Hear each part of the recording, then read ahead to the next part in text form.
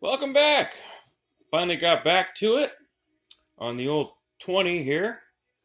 The flywheel was totally damaged from the other videos. I'm sure you can look back on there. I got another one from one of the 9.9s just picked up along the way. Um, Basically, you just had to clean the points and reset the spring tension because one of them wasn't closing. There's a short video that shows spark.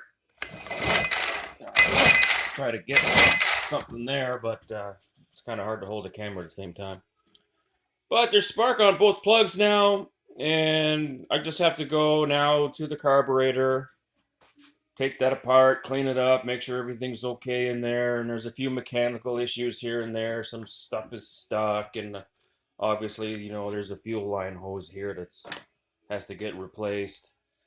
But I just like to be able to get everything to test fire to see how it is, and then we'll go from there. Thanks for watching. Bye.